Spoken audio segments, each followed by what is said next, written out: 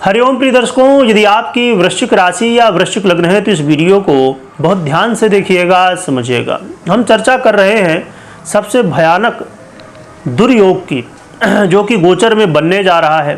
3 अगस्त से लेके 7 अगस्त के बीच का ये समय होगा। इस समय ये दुर्योग वैसे भी ये बहुत ही ज़्यादा प्रभावी होता है। इसे आप किमद्रुम योग के नाम से जानते हैं। किमद्रुम योग दुर्योगों में से सबसे बड़ा दुर्योग है और ये और भी भयानक होने वाला है।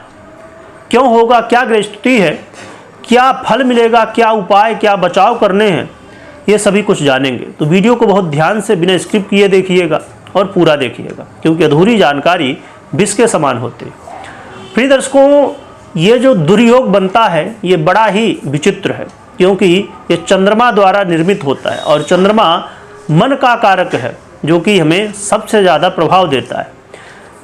मन के हारे हार है, मन के जीते जीत। और कुंडलियों में आपके जीवन में जो सबसे ज़्यादा ग्रहों का प्रभाव है, उसमें से सूर्य और चंद्रमा, इनका सबसे ज़्यादा प्रभाव देखने को मिलता है।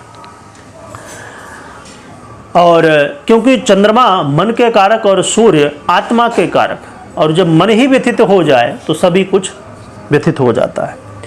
और ये जो दुर्योग बनने जा रहा है, ये आपकी ही राशि पर बनने जा रहा है। सबसे ज़्यादा यदि कहा जाए कि जो प्रभाव इस दुर्योग का मिलना है, वो वृश्चिक वालों को मिलना है। वृश्चिक राशि में चंद्रमा अब गोचर करेंगे 2 अगस्त की रात्रि 11:51 से ये वृश्चिक राशि में गोचर करेंगे। वृश्चिक राशि इनकी नीच की राशि है, तो अब अपनी नीच की राशि में 3 अगस्त से लेके 5 अगस्त के बीच में ये गोचर करेंगे, जो कि 3 अंश तक ही ये नीचत्व का प्रभाव देते हैं वृश्चिक में। उसके बाद मित्रवत फल देते हैं और फिर 5 तारीख से लेके 7 तारीख तक ये धनु में गोचर करेंगे। दोनों राशि में जब ये गोचर करेंगे, इनके अलग अलग प्रभाव होंगे, इन्हें हम समझेंगे।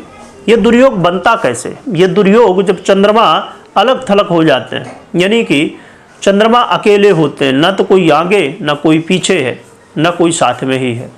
ऐसी स्थिति में ये किमद्रुम योग का निर्माण हो जाता है।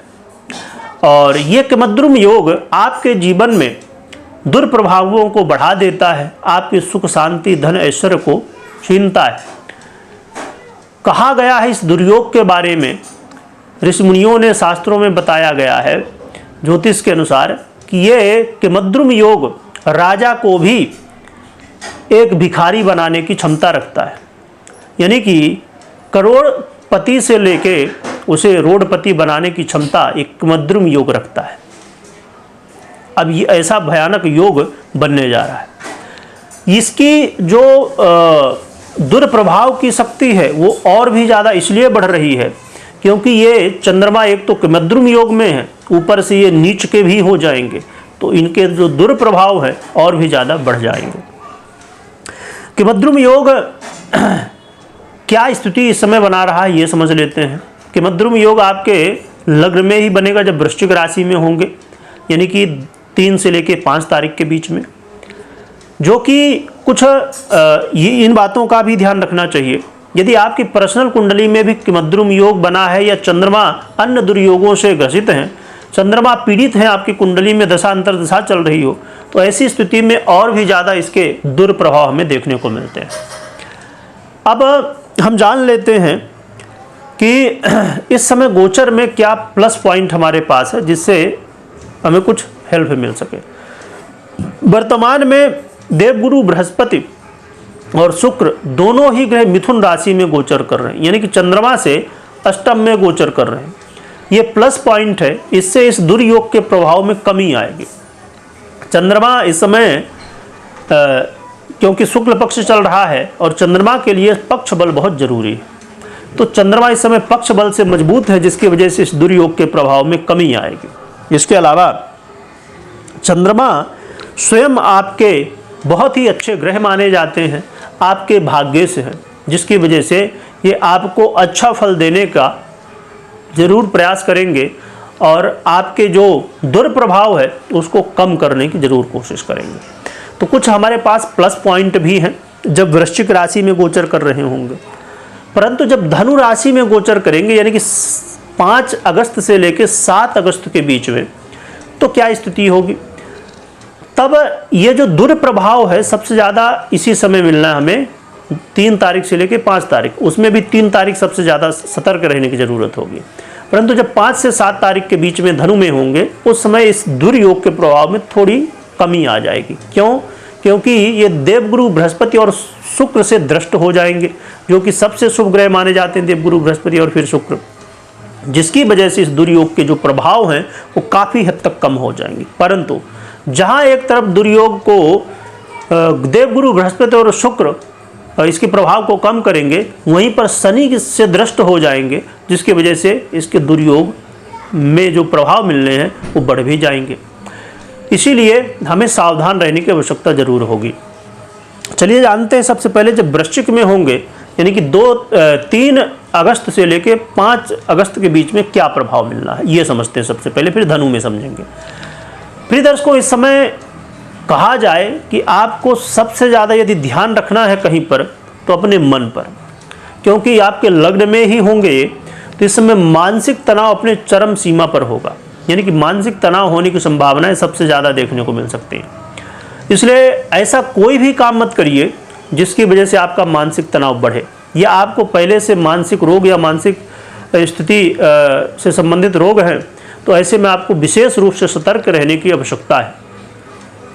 इस समय मान अपमान की स्थितियाँ और विपरीत के प्रति आरोप प्रत्यारोप, विपरीत का साथ ना मिलना, और मैरिज लाइफ में, दाम्पत्य जीवन में कलह का माहौल बनने की संभावना होगी। इस समय व्यापारियों को भी बहुत सावधान रहना है। व्यापार में धन हानि की संभावना, व्यापार में उतार चढ़ाव की संभावनाएं देखने को मिलेंगी। इसके अलावा आपको यदि कोई भी जैसे बहुत सारे लोग पार्टनरशिप में करते हैं काम, तो आपको इस समय बहुत ध्यान रखना, क्योंकि आरोप प्रत्यारोप की स्थितियां बनेंगी। इसके अलावा आपको ये ध्यान रखना है, चाहे वो वृश्चिक में रहे चाहे धनु में रहे, कि आप अपने पिता के साथ अपना अच्छा व्यवहार रखिए। अब हम समझ लेते हैं कि जब धनु में होंगे तो कैसा प्रभाव हमें ये देने वाले हैं। धनु में यानी कि 5 अगस्त से लेकर 7 अगस्त के बीच में धनु में होंगे और आपके दूसरे भाव में ये गोचर करेंगे। तो आपको इस समय अपने वाणी में बहुत संयम रखना है। आपको घर परिवार में कलह का माहौल ना बनने पाए, इसके लिए प्रयास करते रहना है, क्योंकि इस समय लड़ाई झगड़े वाद विवाद ये घर में हो सकते हैं। यात्रा में सावधानी रखनी है, और ऐसा कोई भी काम, लॉटरी जुआ सट्टा इत्यादि से संबंधित कोई भी काम करने से आपको बचना है। तो इन चीज़ों का ध्यान रखिएगा। क्या उपाय करना चाहिए? तो उपाय के रूप में भगवान शिव की आराधना करिए, अभिषेक करिए, जल दूध चढ़ाइए, पूजन करिए, और चंदन जो शिव जी को चढ़ाएंगे सफ़ेद चढ़ाइए और उसे अपने मस्तक में लगाइए। चंद्रमा से रिलेटेड चीज़ों का दान कर सकते हैं, सफ़ेद चीज़ों का, शक्कर दूध इत्यादि इत्यादि।